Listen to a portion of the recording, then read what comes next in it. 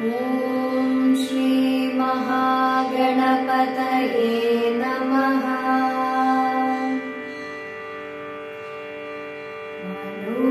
मनोनिवृत्तिः परमोपशान्तिः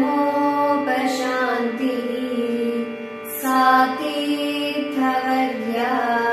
मणिकर्णिका च ज्ञानप्रवाह विमलादिगङ्गा सा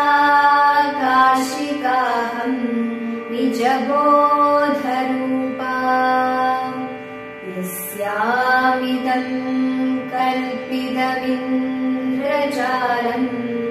चराचरं भाति मनोविलासम् सच्चित्सुखैका परमात्मरूपा सा काशिकाहं निजबोधरूपा कोशेषु पञ्चस्वधिराजमाना बुद्धेर्भवानी प्रतिदेहगेहम्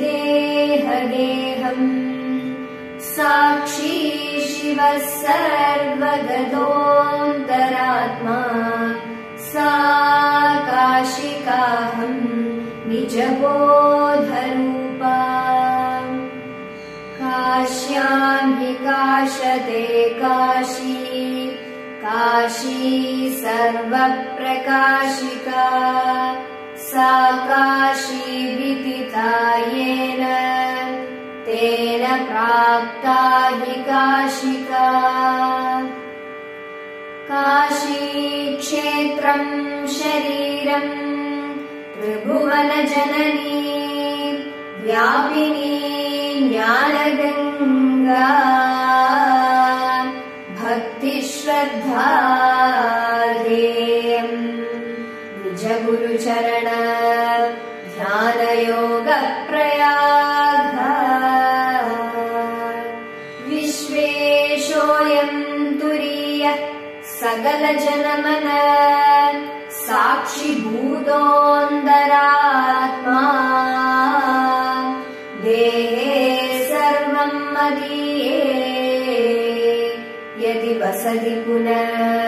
स्थितमन्यत् किमस्ति